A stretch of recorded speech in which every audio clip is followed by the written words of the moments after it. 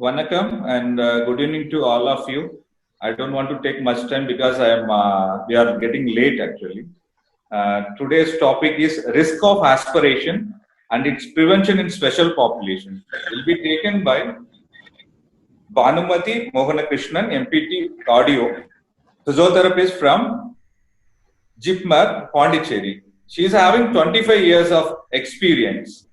And before allowing her to take this topic, I would like to mention a few things. Thank you, Mona Krishnan sir. Just because of you only, we have started a free workshop in our center. And you were the first mentor who came and who started it, inaugurated it. And thanks for saying that do not charge for the second series. Yes, I was thinking of it, and thanks for your advice. And I'm very thankful for both of you to you have accepted for the webinar sessions to take. I'm expecting your support even in the future, and I don't want to waste more time. I would like to hand over the session to Bhanumati Madam. Bhanumati Madam, Yeah, you sure. can carry on, Madam. Yeah, thank you very much for this opportunity, Chandramohan, and welcome to all the participants of this webinar. And now we'll get directly into the topic because the time is running short and it's already 7:30. So let us get into the topic. I have got a very special attention and attraction, say a passion about this special population. So there are some things that we need to see beyond the movement and mobility of this special population. Something beyond. So their very existence and very survival has to be taken into account. My topic is about the aspiration and prevention, its prevention in the special population. We all know what is aspiration. The question is, what is aspiration? As we had seen that COPDs, congenital heart disease, delirium, in fact, dysphagia, upper respiratory, all these, the rest of the list goes on like this. Advanced age, aging, geriatrics, everything, it goes on like this. The tracheoesophageal fistula, carcinoma. These are the predictors. So people who have got all these conditions can always be predicted for the risk of aspiration. So it doesn't mean that people all who have these problems will get into aspiration. They're always a predictor. It is a sign they can always get into aspiration. Right? The next slide, please. So with all this main thing, the topic relevant to us, which is the predictor relevant to our topic, is the dysphagia. What is dysphagia? Dysphagia is something with the person presents with difficulty in swallowing. And these 5 columns, whatever I have given you on this screen, is certain conditions, certain physiological, anatomical, connective tissue issues, and man-made issues, and some of the mental issues through which dysphagia can occur. Okay, right? You want to have a screenshot of this, you can take it up. In this physiological and neurological issues are what we are concerned with. The next slide, please. So, dysphagia, there are difficulty in swallowing. This swallowing is a very complex process which involves more than 30 pairs of muscles and nerves, and it's a complex process where you have to have the muscular coordination along with the respiratory coordination, its control and everything for swallowing. So there are basically 2 types of dysphagia which we can broadly classify into. One is the oropharyngeal, which comes out only with the mouth oral cavity and the pharyngeal part of it, and to some extent the striated aspect of the esophageal muscles, the upper 1/3 of the esophageal muscle till the upper esophageal sphincter. So till then it is all, the upper 1/3 is always a striated issue, the lower 1/3 is always a smooth muscle, because the esophageal sphincter, no, it is always something which is working against. It is something like the say around Venus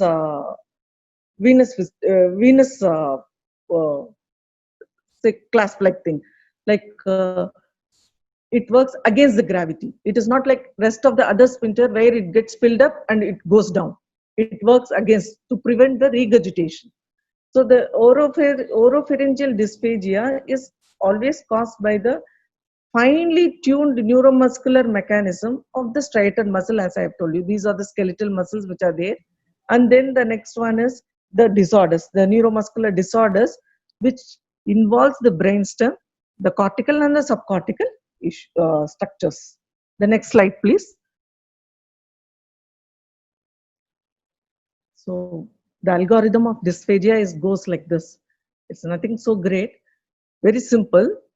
Very simple. The broad classification of dysphagia is oropharyngeal and esophageal. In the oropharyngeal aspect, when you see somebody very difficulty initiating the swallow, when you see they are finding it difficult to swallow in the initial stage itself, you can classify them coming under as oropharyngeal. They fall under the oropharyngeal dysphagia. The rest thing, after eating and swallowing, if there are some residuals which sticks under the palate or over your dentures or down your tongue somewhere, this can come as a esophageal. You can classify them under the esophageal dysphagia. Then under the esophageal dysphagia, there is again the mechanical part and the motility part. In the mechanical part, only the solids get, they find it difficult only to swallow the solids. But in the motility part, they find both solids as well as liquid. And mechanical part, again, with the structural involvement, when the esophageal ring is getting involved, it is the intermittent dysphageal process. And when there is a structural malignancy, as the condition goes worsen, it becomes progressive in nature. The motility part is again because of the spasm, as in our case, the children with cerebral palsy or neuromuscular issues, and then achalasia or scleroderma as the connective tissue disorder goes on for progressive nature. The next slide, please. So these are the stages of swallowing, basic physiology. The stages are following. Swallowing is in 3 phases, like the oropharyngeal, then the glottal stage, and then the esophageal phase. So these 3 phases of swallowing is very important. And in the oropharyngeal phase, it is the elevation of the larynx doesn't occur. It is only the tongue and the orofacial and the pharyngeal muscles which come in action. And here the respiratory part is taken care, because the pharynx pushes the air into the nasal cavity, where they are able to, where it creates a pressure in the oral cavity. So what happens is there is an expiration which occurs through the nasal aspect, because the pharyngeal muscle pushes the air outside through the nasal cavity. And then in the glottis phase, the glottis tilts down, and then it pushes down to the esophageal upper 1/3 esophageal sphincter, and then it goes down to the pharyngeal and the esophageal part of it. So these are the stages of swallowing, first 3 stages of swallowing. The next slide, please. And as I told before, next slide, please. These are the neurogenic components which are involved in the controlling and coordination of swallowing. More than 30 pairs of muscles and nerves which are involved in this, and 5 cranial nerves and the nucleus, dorsal nucleus of cervical complex, and then the brainstem, the lower pons and the medulla, which are very much needed for the coordination process of this swallowing. If anything, if any CVA or any issues within this brainstem, that is the lower brainstem, pons and medulla occurs, then you can say the person who is presenting with such sort of cerebrovascular accidents are vulnerable for this dysphagic problem. So the next slide, please. So the neurogenic control which we were talking about, for a neurogenic control, we first need a stimulus. So give the stimulus, the peripheral stimulus, the food particles, the food morsel, what you give, the texture of the food, the taste of the food, the say the liquid or the solid or the colloidal puri, whatever you give, puri is not Pori, it is Puree, porridge, whatever it is, what you give, the texture of the food, what you give, that is primarily important for the neurogenic control, what they have to feel into the oropharynx, larynx, and the esophagus, which goes there. And the next is the sensory neurons of the cervical, the cranial nerves of 5th, 7th, 9th, and 10th cranial nerve, the cervical neurons, which gives in turn the cortical and the subcortical structures to the inputs to the structures of the cortical and the subcortical regions. And then comes the main thing, the brainstem, the dorsal and the ventral swallowing group of nuclei, which is getting stimulated because of this. And then they give down to the motor nucleus of the esophagus and the dorsal motor nucleus of the esophagus. Both are oropharyngeal and esophagus motor nuclei are being stimulated. The motor control nuclei are stimulated. Then it comes to 7th, I have already informed you about the cranial nerve involvements. For the oropharyngeal part of it, it is the cranial nerve involvement till 9th, 11th, 9th and 11th and 12th. But for the esophageal part, it is the 10th, that is the vagus nerve which involves, because it gives the response as a peristalsis. But here it is a swallowing response which comes.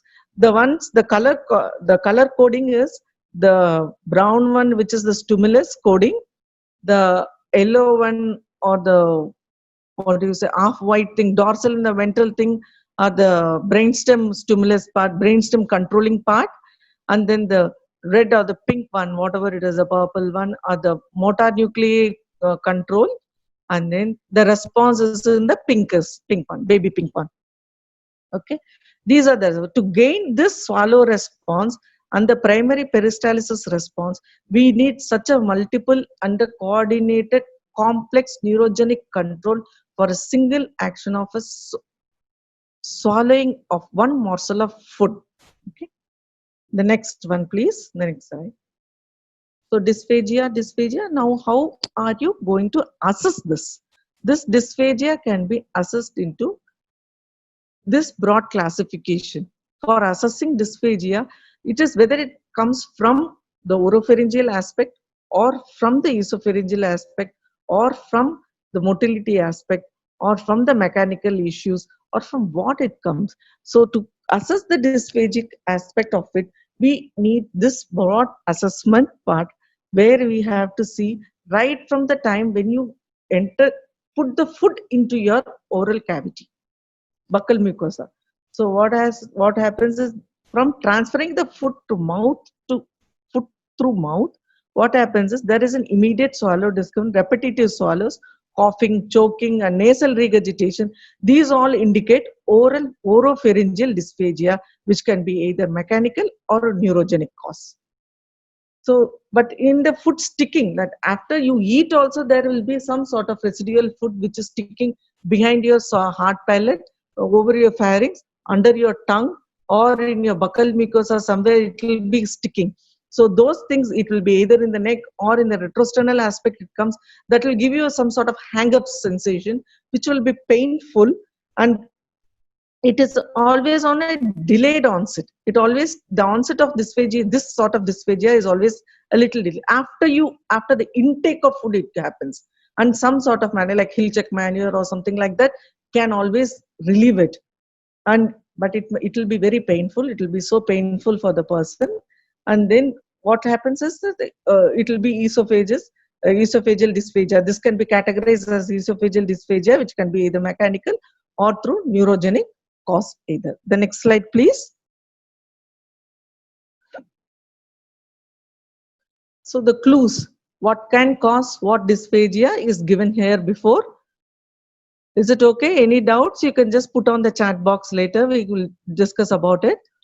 So the clues, difficulty in initiation of swallow can be an orophageal dysphagia. Repetitive swallowing is also an orophageal, like how we had assessed.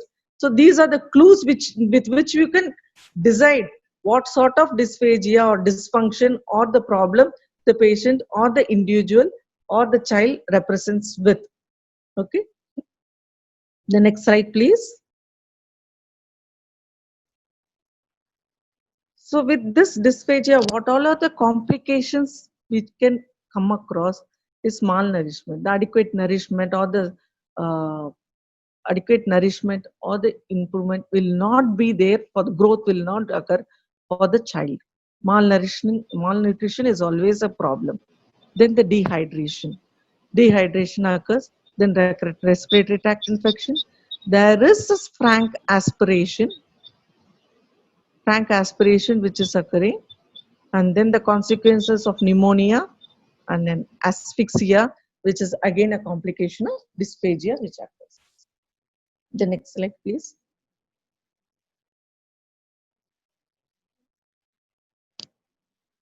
So airway protection. So we have come across till now, we have seen that it is a complex process of both respiration and swallowing, deglutition, and hence there should be a protection which takes place through in the airway for the deglutition, proper deglutition to occur. So what all are the airway protection conflicts which occur during dysphagia is the reduced laryngeal elevation, impaired glottis tilt, and then the closure of vestibule incomplete. The vestibule of the laryngeal vestibule will not be closed completely and indicate vocal cord closure.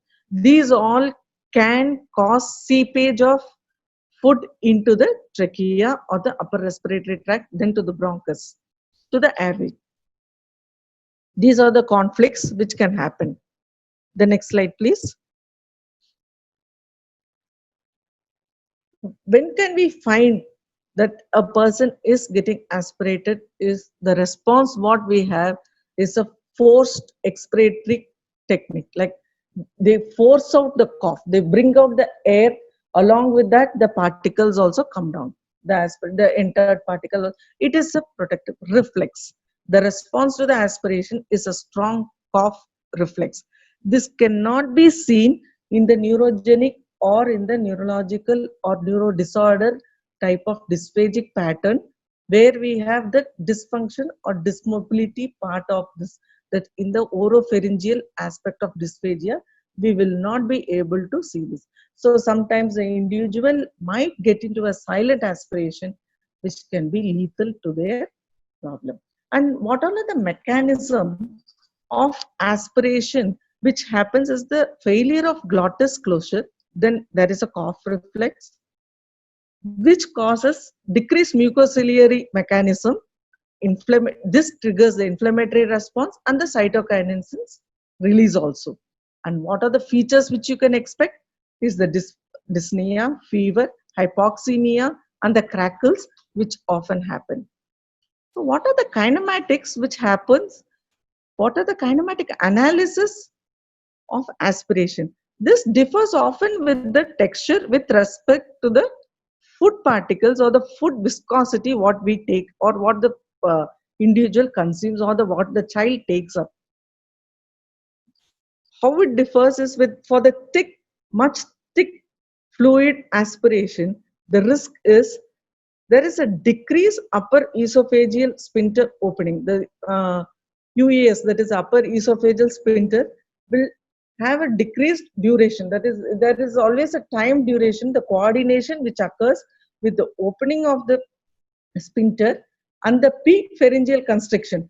These two has to be coordinated in a proper way for the food to enter properly into the esophagus. But there is a time lag. This time lag might cause this and they will cause the extension of the laryngeal elevation also to decrease. So what will happen is this laryngeal elevation which closes the glottis tilt, no, that will not occur. And then as such what will happen is because of this decreased duration, the thick fluid might enter into the respiratory tract. This is for the thick with respect to the thick fluid aspiration. But for the thinner aspiration, what will happen? Thin fluid aspiration like water, or say for this thick fluid can be like porridge or some puree foods or something like that. But for thin, no, like honey, water, those sort of viscous fluids, what will happen is there will be an increase, or the latency of the swallowing reflex will be increased. The pharyngeal transit time is also increased. This intermittent time between the transit of the bolus, that is the fluid, and the laryngeal elevation, there is always a risk of fluid transition to the upper respiratory tract.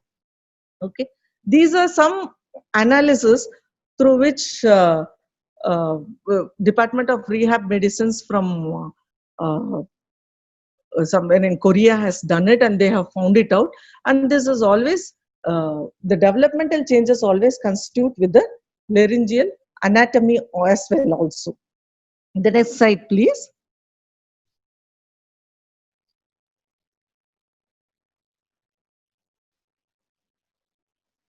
Okay.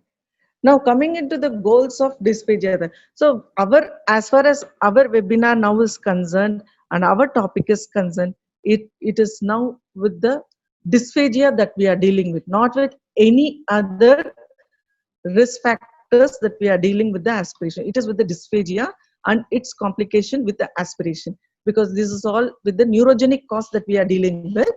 So what are the goals which we have to take it up is to maintain a safe swallow for the children, and per oral uptake. They should not be dependent on tube feeds, or they should not be taken up for any other gastrotomy procedures for their feet.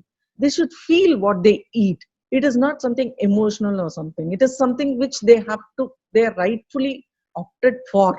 They have to do it. They have to know what they are eating. You just can't pour something into their tummy and fill their tummy. They have to know what they are eating. So you have to do that. So to gain this particular therapeutic aspect, as therapists, we need to increase per oral uptake, and to maintain a safe swallow, this dysphagia therapy is the main goal what we have to achieve.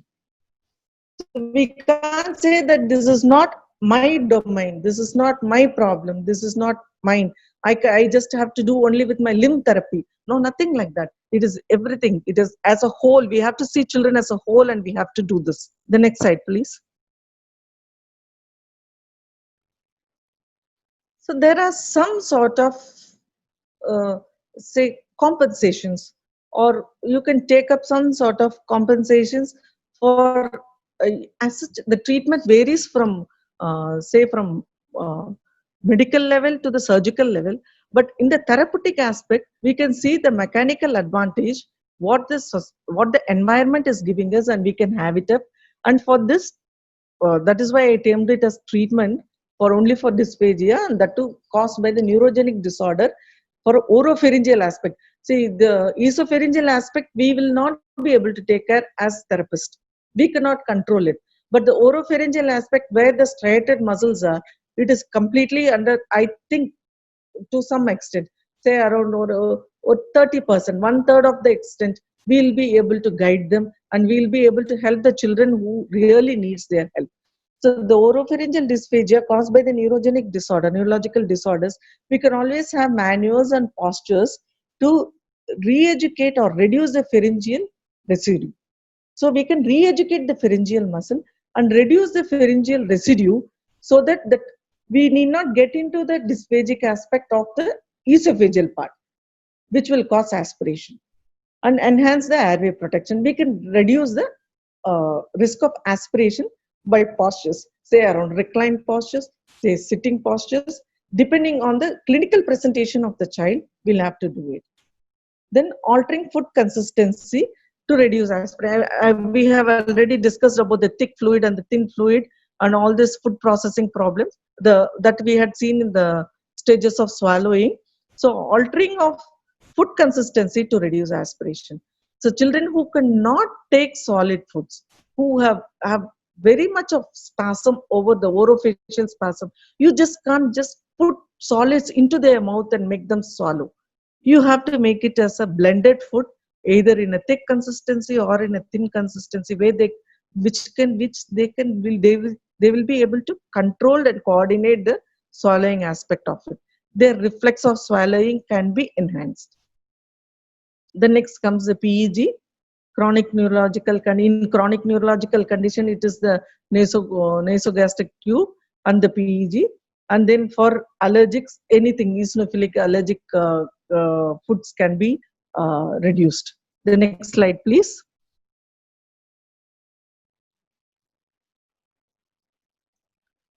So now our domain of exercises for dysphagia comes. So these all have been critically analyzed as well. Let me talk about it in the end of this webinar. So there are a set of 5 to 6 exercises, 4 to 5 to 6 exercises. So I have just made one by one. So first is the hard swallow exercise. Hard swallow exercise is nothing but you just have to swallow little harder, squeeze harder, make an effortful swallow so that you enhance the base retraction of your tongue to inhibit the residual swallow. Okay, and then for this training you can give a liquid, the patient's own saliva or liquid fluids can be administered. It's just very simple procedure. Squeeze hard and make an effortful swallow, and this swallow, whatever you are going to make it up, it should be visible to the other person. If I'm allowed to make it in Tamil, கஷ்டப்பட்டு முழுங்குங்கன்னு சொல்லுவோம் இல்லையா, அந்த மாதிரி. Just like swallowing a tablet, just like taking a pill, just like swallowing something which you dislike, some distasteful, some bitter taste, like you just swallow something out of compulsion. That's the way how you do it. That is called as hard swallow technique. The next slide, please. Then is the supraglottic swallowing. This is for that suprahyoid muscles what we are doing. Okay, this is the purpose is to close the airway and the at the vocal cord level. So we will at the vocal level itself we wanted to close the airway. So we have to do what we have to do is to hold the breath tightly and breathe down. Okay, hold the breath tightly, take it inside, and then bend down your neck, kink your neck. Okay, that is how. And then the next one is increase the tongue base and retraction in generating pressure, for generating the pressure. To generate the pressure, intrabuccal pressure, you have to increase the tongue base. Like you have to increase the tongue base, you have to open up the pharyngeal, laryngeal aspect, and then you have to do it. Then clear the residual swallowing. Like how you have to, base of the tongue has to touch the hard palate, soft palate, sorry. The base of the tongue has to touch the soft palate so that it generates the pressure and clears the residual. You will not have any residual down under your tongue or over your dentures or in your pharyngeal aspects. This is for penetration after swallowing. This is for the esophageal, upper esophageal sphincter training. Okay. And for this, what you have to do is the patient has to be highly competent, and they have to be coordinated. They have to understand what commands you give. Repeated multitask, multi-step direction, whatever you do, they have to be able to understand. The coherence level, the cognitive level has to be good. Only then you can exercise this sort of exercises to them, swallowing exercises to them. And the instruction is like that: hold the breath, bearing down, then continue to keep holding the breath, and then clear your throat or cough, and then swallow again. This is how, very simple. Hold your breath, bend down, clear your given FET, and then swallow again. Very simple. This can be done for geriatric populations. Parkinson's. This is really helpful in Parkinson's neurological condition, Alzheimer's, people with delirium, who all are in psychotic drugs, and who all have this aging problems. Okay, so this is very, very important for improving the suprahyoid muscles, which has got the connections to the subcranial level and all this everywhere. The next slide, please. And the next is the Masaka technique, that is the tongue hold technique. It is something like holding the tongue out there, on the, like just like on the figure, and then it is to increase the length of the intricate muscles which are working down in your throat, okay, and over the base of your tongue, and increase the base tongue length of the base of the tongue. And then what will happen is this. You have to give liquids in between them, the supplies, you know, when you're going to do this, you have to give in between to keep your mouth little moisture. You have to hold it, either the saliva or the liquids in between this manure helps you. You have to protrude your tongue a little, bite it with your mouth, and then swallow. Swallow, keeping the tongue in between your teeth, that is in between your incisors. Okay, in between your incisors, you have to hold the tongue just little, not so much. A little tip of the tongue outside your incisors. Keep your mouth moist with little of water or some saliva inside, and then swallow it. Very simple maneuver which we can do it for the children. The next slide, please. The next slide, please. I was talking something about the criticisms what were there before, and I told I will talk to you later about it. These exercises, whatever we had seen previously, the tongue hold, the hard swallow, and the supraglottic exercises, whatever it is, whatever we have seen, do have some criticisms in the special population.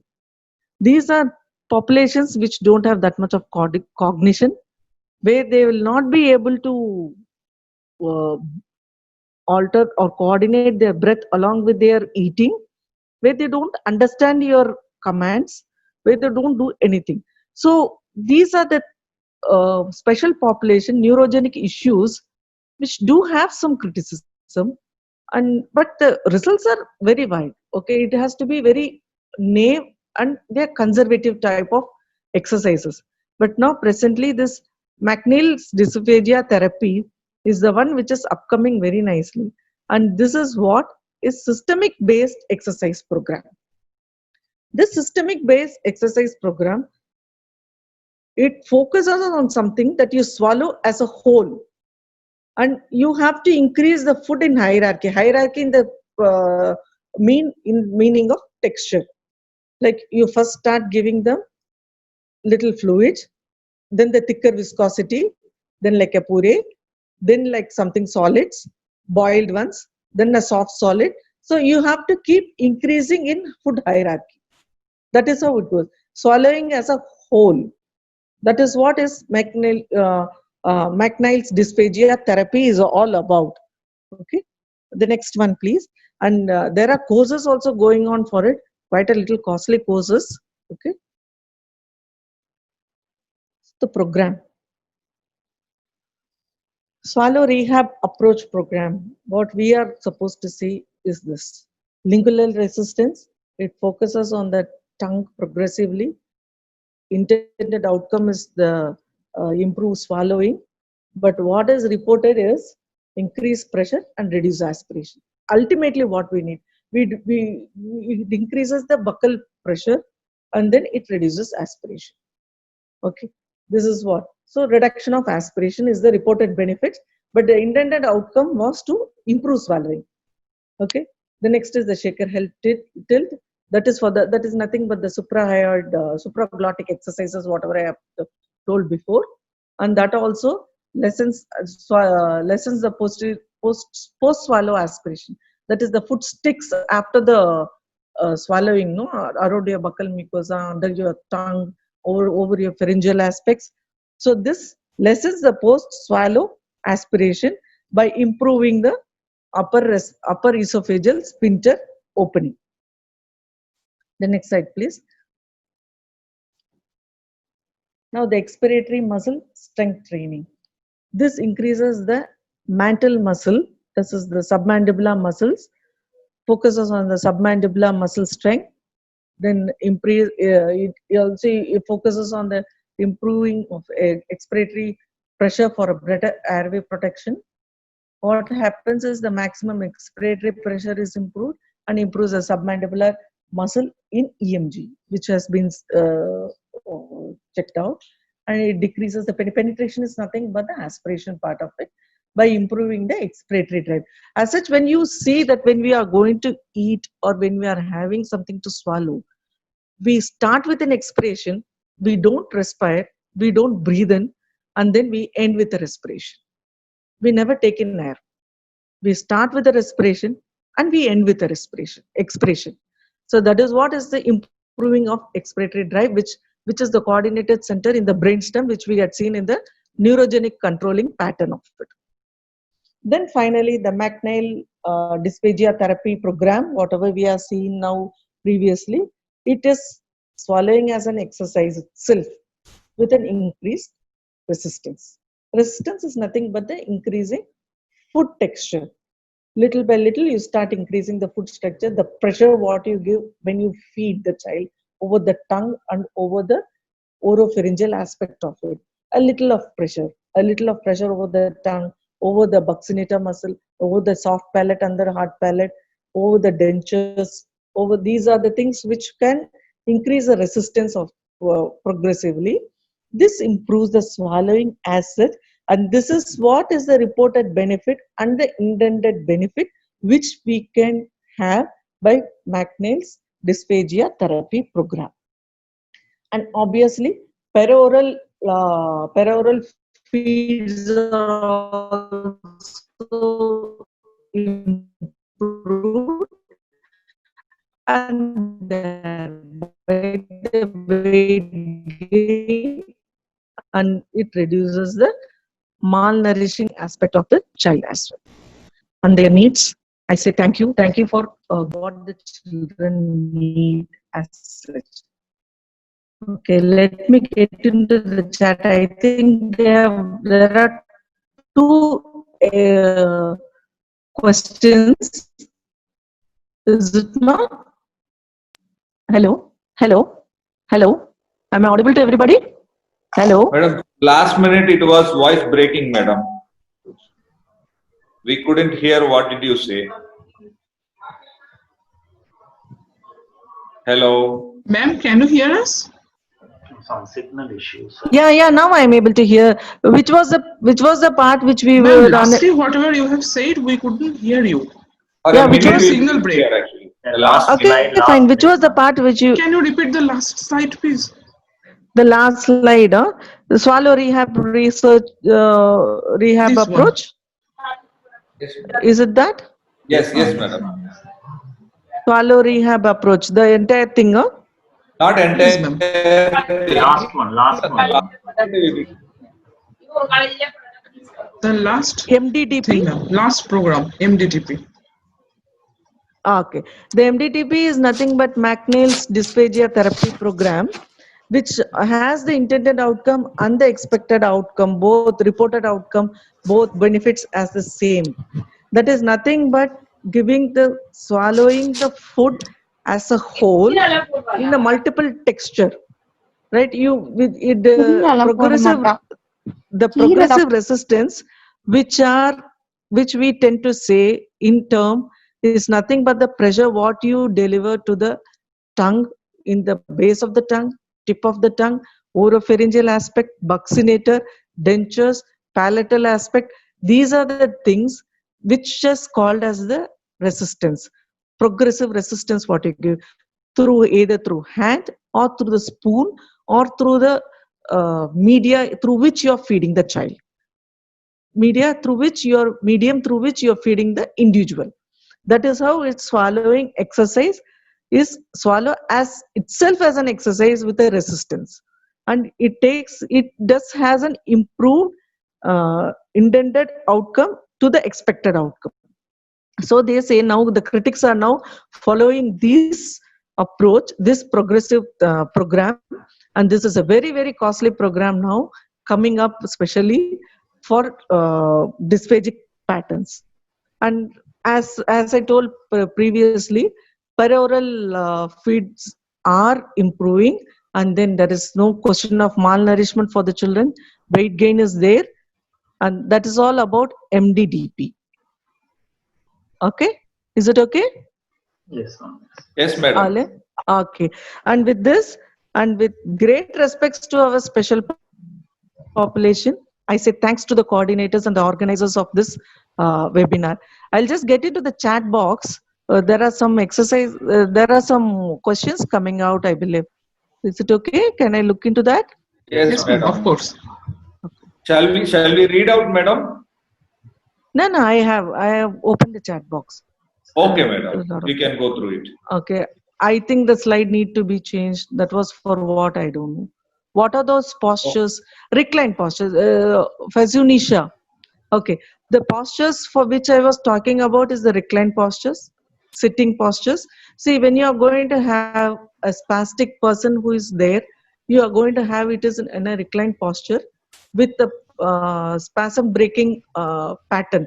Like either you have to bend the knee or the lower limb of the child, which gives a TLR. TLR is nothing but the thrust, what extensor thrust, what the child is going to give out to you. So you have to break the thrust pattern, where you have to reduce the tone of the posture, basic muscles, and then you start giving the feed to the child, depressing the tongue in the base. So when you are going to depressing the tongue in the base, what happens is the pharyngeal control, oropharyngeal control increases, and thereby reduction in aspiration occurs. And as such, when you are going to work up with the child for the orofacial stimulus, whatever you are going to work out with the palate and the denture and the gums of the buccinator aspect of the child, together with it, for the feeding alone, you have to give only in the depressing the tongue, base of the tongue, with the oropharyngeal coordination. Is it okay, ma? Electrical stimulation for dysphagia. Okay. See, electrical stimulation do have a role, but that can be done in a tongue resection aspect. See, when people with tongue carcinoma, when they are having this, see, there is a transplant of tongue, or say that a portion of the tongue is removed, and then they put the striated muscle from soleus or something like that, replacement. So in that cases, what we do is this electrical stimulation, whatever we are going to work it up, we will be working up with the rhizorius, we'll be working up with the pterygotis and the glottal region of the tongue. Inside the tongue we'll be doing it, but then it does have some improvement. We had tried around a couple of patients, or say around 3 to 4 patients from oncology who had tongue resection surgery, and it did give some, within say around 2 to 3 weeks, that the persons were able to eat normal food. They were able to chew and eat normally. Okay. It did have, but not in case of the special population what I am talking about. This happens with heterogenic causes like resections and replacements. Who was the person who had asked the question? Lakshmi Prabha Kalyanaraman. Is it okay? Did I answer your question? Yes, madam. She said thank you. Okay. And from Udaya MDDP, I could not Okay, understand what was your question. Yeah, ma'am. Yeah. Ma'am, What this is was that? said earlier, MDTP, when he was unable to understand. You have already repeated it. Please go for the next question. Okay. Man, whether these swallowing exercises can be given to post-stroke? Yeah, sure. These all are for specially populated persons only that we are talking about. Stroke patients, you have to see which portion of the stroke, which portion of the brain is affected for them, which part of the brain, like whether they are the cerebral or the brainstem or the Pontine type of stroke, what they are presenting with. And then according to that, you have to work it up. That is why I had given you that algorithm and decision making, how you have to go with the clues on. Is it okay? Did I answer your question, Monica? She said thank you. Okay. Is there use of EMG for rehabilitation of esophageal muscle? I have not come across, ma'am. Margi Pandya, Pandya. Margi Pandya, I have not come across this esophageal rehabilitation, EMG rehabilitation, because this is something in smooth muscles. So EMG, as far as we have come to know, it is only for the say striated muscles, and striated muscles, that too it is very deep. We don't have electrodes for upper esophageal musculatures like sphincter, and we don't have a electrode, EMG electrode, even for oral also. I have not come across. In case you come across, you please let us know and put a note to this EXRX so that they will contact me and let me know if there is anything like that. I have not come across for EMG rehabilitation in esophageal muscles because they are smooth muscles. Okay. Esophagus as such is a smooth long muscle. We don't have, except for the first upper 1/3. Is it okay? Did you get my, did I answer you rightly? Madam, yes, madam. He said thank Ah, you. Go for the okay. next question, please. Is an any instrumental evaluation for identity? Yeah, we do have instrumental evaluations, but that is the barium swallow, and then we have fluoroscopy, we have videos, everything we do have. But what I would like to suggest is the clinical evaluation. These all are some investigatory procedures and lab conditions. Am I audible? Yes, ma'am. Okay. Fully audible. These are some investigatory procedures and invasive procedures which has to be done under aseptic precautions. But I don't think that these instrumental evaluation will be of any help in our therapeutic aspect and management. So we have to get into the aspect of clinical evaluation and the symptomatic evaluation rather than getting into the instrumental evaluation for dysphagia evaluation. Are bedridden patients more vulnerable? Yes. This is the best question. Bedridden patients are vulnerable. Our point is only to talk about them. Bedridden patients are vulnerable because they are dependent for their feed. For every feed, they are dependent. And if they are going to be adult, it is just the measured feed what we are giving. They are on nasogastric.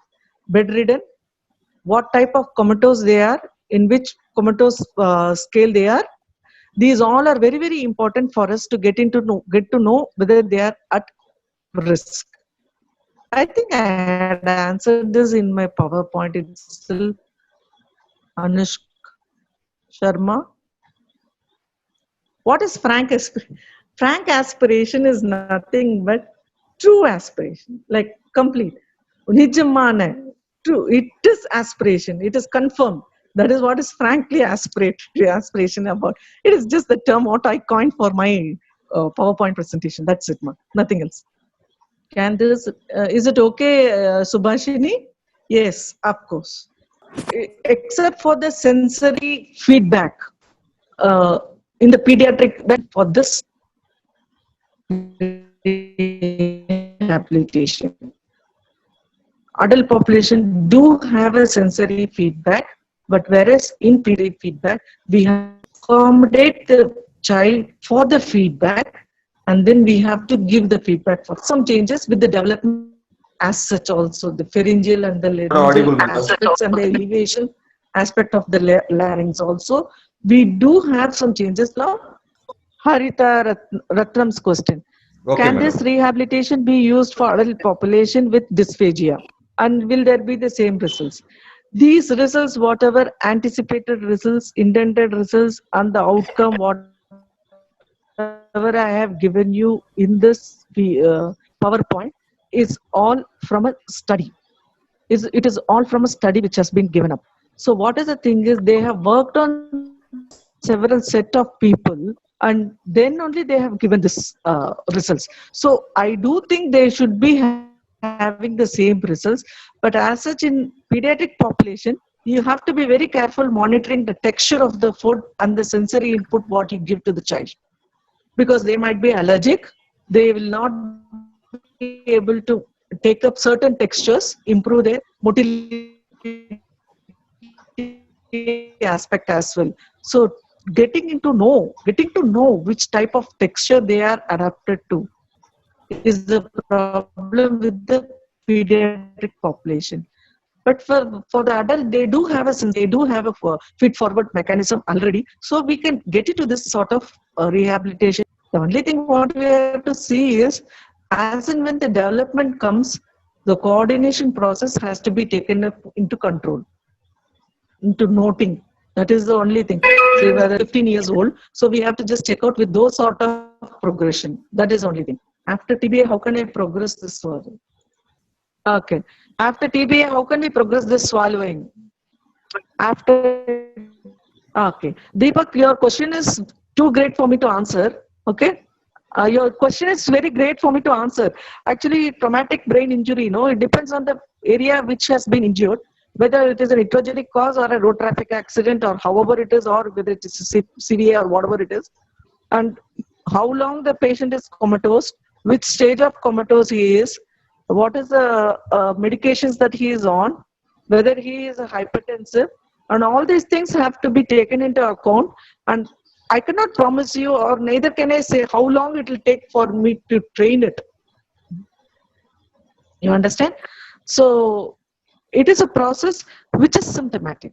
You have to see as and when the symptom comes, and then you have to do it again and again. This is all a neurogenic cause. Okay? Did I answer to you, Deepak? I think so, madam. You can go for the next question, Okay. the last question. Which will be the best feeding position for a special child?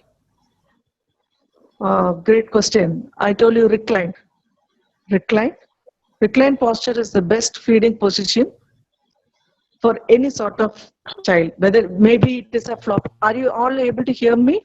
Yes, ma'am, audible. Okay. Let it be a floppy child. Let it be a Yes, madam. spastic child. Let it be a floppy, spastic, or a dyskinetic, or a ataxic, or any sort of dystonic, any sort of special child. Say, for example, even a muscular dystrophy child, or any sort of child, any dystrophy for that matter. Recline posture will be the best posture. Recline posture. Okay, that is where you can effortless feeding will be occurring. Okay, madam. Thank you, ma'am. Thank you. Thank you. Ma'am, is it possible to Madam, directly stimulate the brains? There is a last question from Margi. Like brain centered pawns under trans. Yeah, sure. I don't know about this, Ma. These are the experts which have to be answered. See, there is brainstem, pons, and medulla. These are something, like there are multiple, there is so much of neuronal connections in that. So much of it is something like, it is a cassette that you can't take it up like that. There is so much, it's like a web. I don't know which portion actually you're going to stimulate with this. It's highly coordinated issue. Both respiration, muscular control, neurogenic coordination, the person's effort, as well as the sensation. So I don't think this will work it out. But then always there is a chance for this sort of research ideas which come out with you people. We will see how it works out. Okay? We'll see. We'll take it up as a research project later on, and we'll see how it works out. Okay. How to wean a patient from nasopharyngeal tube to oral feed semi-solid fluid without aspiration? See, first, how this is a very good question from Revati. Actually, you have to take it up when a person is on a tube feed. His oral there is a xerostoma. Xerostoma is nothing but a dry mouth. So what happens is when you are going to wean the patient from nasopharyngeal tube, what you have to do is you have to give sips of water and first moist the mouth. So as and when you moist the mouth, you have to see, is he taking up 1 ounce or 2 ounces of water, 1 ounce, like tablespoons, so small spoons of water. And you have to see whether he is able to coordinate it and drink thin liquids.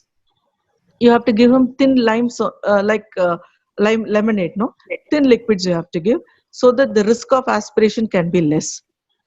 Am I audible to everybody? Yes, madam. Okay.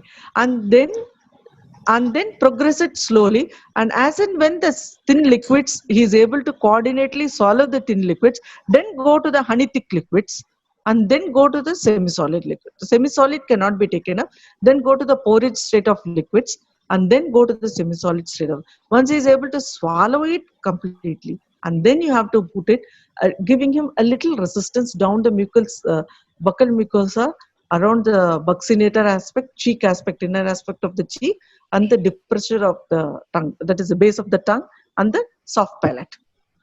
Okay, did I answer to you, Revati? I hope yes, madam. You can take the Yes, next question. she said please. thanks. Okay. And does the age factor influence the recovery? Definitely. Definitely the age factor influences the recovery. That is why I told you in the exercise portion itself, there are some things that where the age factor comes down.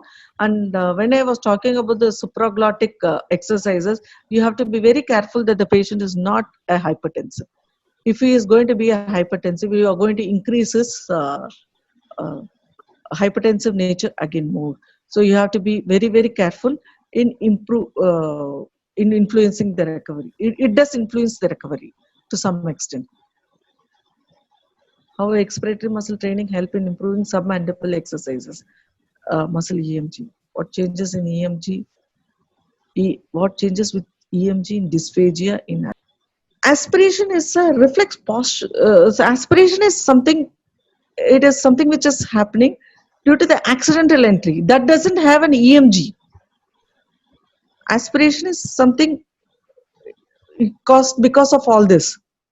It is an accidental entry of a matter into your airway. So that will not have it. It is an accidental entry. So that will not have an EMG as such. Changes in EMG will not occur in that. Changes in EMG will take place in submental muscles and expiratory muscles because I told you process of swallowing takes place with expiration and ends with expiration. So this is going to improve your expiratory effort, thereby stimulating your brainstem, your expiratory centers.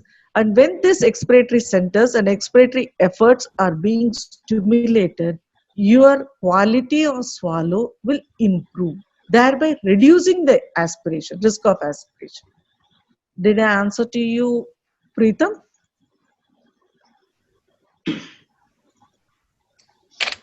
I think yes, Sure. ma'am. Okay, Neha, I will surely give the references to the organizers later. You can talk to them, ma. Okay, I think I answered everybody, everybody in a proper Ma'am, way. one question is there. Yeah, tell me, ma.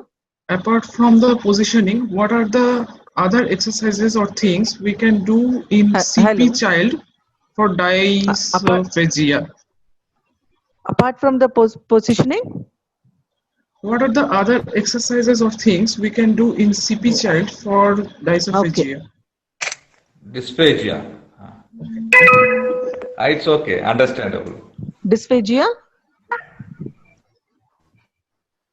Apart from what are the other exercises or things we can do in CP child for dysphagia?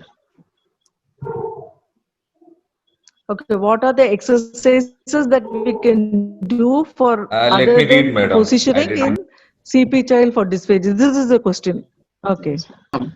Let me see here. One more person had asked a question for cleft palate. Cleft palate and their exercises. Okay. Logeshwari had asked for it. Cleft palate, here you have to use only for the oropharyngeal aspect. For the precautions, what the cleft palate, no, that is because it is going to improve the nasal regurgitation is going to occur because of that. So in that cases, we have to treat, we have to give this feeds, or we have to train the oropharyngeal muscles so that, and the pressure aspect of it, so that the person is unable to push the pressure down the nasal cavity, thereby reducing the regurgitation, nasal regurgitation. Mahalakshmi Sriram. Okay. Apart from the positioning, what are the other exercises or things we can do in cerebral palsy child for dysphagia? Okay. So apart from positioning, what else can be done? You have to give them oromotor rehabilitation. Oromotor rehabilitation is nothing but you have to just put your fingers, use varied textures like a toothbrush or some sort of web. There are multiple textural available things in the market, customized available things in the market, which you have to get it, and you have to stimulate their palate, their oral buccinator, masseter, your tongue. You have to depress the tongue. The base of the tongue has to be depressed with a flat spoon whenever you are going to feed, and then you have to train them with a glass of water, drinking glass of water, which has a cleft. Like there are some glasses which do not like the tea glass what we have got with a rounded glass one. You have to have a folded one, like ever silver tumblers, like what we have got at traditional tumblers, what we get in South India. So that sort of tumblers, you have to get steel tumblers and you have to train them with that.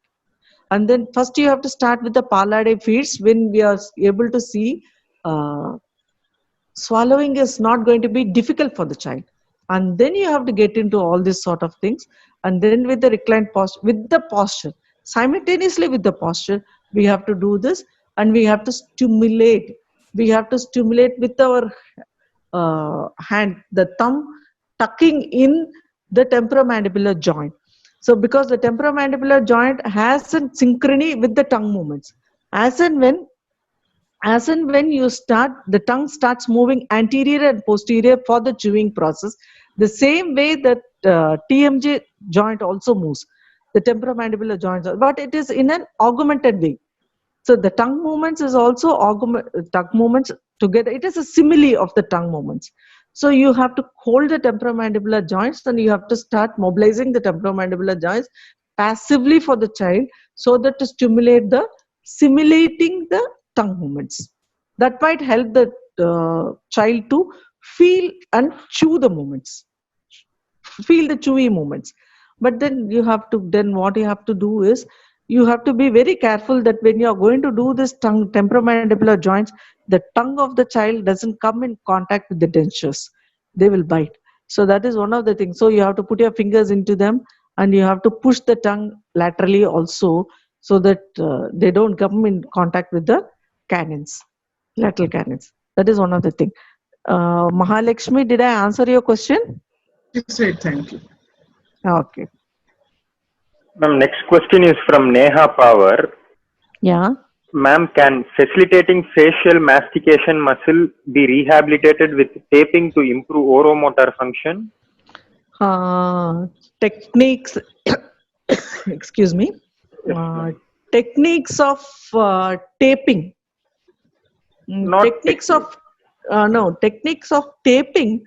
As such, I am not sure about this with masticating muscles. Okay, ma'am. Okay, because mastication muscles, they are something inside the mouth, inside the buccal mucosa. So when you're going to tape something, it is going to be somewhere outside. It's going to be somewhere external, is it not? So I don't know how it is going to help it as such, but then I'm not sure about it, because I have not used this sort of techniques for facial muscles to improve the oromotor functions. I have not used this. It's new to me. Okay, madam. Okay. Because we Next say question. oromotor is something internal which takes the tongue, glossal, glossal muscles, the palatal, the dentures, and then the pharyngeal, and to some extent the uvula and all. But I don't know how far this external taping will help in rehabilitating. Thank you, madam. Okay. Neha, I think I answered your question, ma. Yes, ma'am. She said thank She you, said ma'am. thanks. Okay. No more questions, ma'am. Okay. Okay, madam. Okay. We'll be having a vote of thanks from Dr. Revati. Chat it. 1 second, please. Good evening to Honorable Resource Person, Dr. Bhanumati Mohanakrishnan and respected Dr. Chandramohan Sir, Dr. Rupesh Sir and other EXRX team members and all the participants. It's my privilege to be with you all to present vote of thanks to those who have directly and indirectly contributed to this topic on risk of aspiration and its prevention in special population organized by EXRX team. I extend a very hearty vote of thanks to the Honorable Resource Person who blessed with us with their presence and took out valuable time of her quarantine schedule. I must mention our deep sense of appreciation for Dr. Bhanumati Mohanakrishnan ma'am for her work. I also wish to express my gratitude to our organizer, Dr. Rupesh Shah, Dr. Chandramohan Sir, Tuna Shaha ma'am for providing us encouragement and support. So, Hello. I'm very I think your audio as is. no program can be successful with a single person. So I extend my big thanks to Samrat Physiotherapy Center Dindivanam, Fitness and Rehab India YouTube channel, Exercise Testing and Exercise Prescription, exrxindia.com website, Dr. Rupesha's Peak Health Studio Chennai, Dr. Arnachalam Sir's Sairam Academy and all the participants. Thank you. Thank you all. Thank you, madam. Thank you for Ah, a wonderful session. Thank you Thank you, everybody. Thank you for the participants who cooperated with us. Today we had some network trouble. Still 74% was there actually. That was nice. Even after a lot of trouble, they stayed. And even during question and answer session, around the 60% stayed. And I thank everyone for your support. And we will meet in a very good session. Again with madam also, if possible, with such a good topic like this. Thank you. And Thank you so much, thank you. Samrat. And I extend my thanks to sir also, Mohanakrishnan sir also. Oh, sure. He's here And out he there. helped. I'll tell him. Yeah, he helped us during this trouble, network trouble. Okay. Thank you so much. Thank you, Yes. Chandramohan. And Bye thank you bye, for madam. all the. Bye bye, all of Thank you. you, ma'am. Thank you. Thank you. Thank you. Thank you.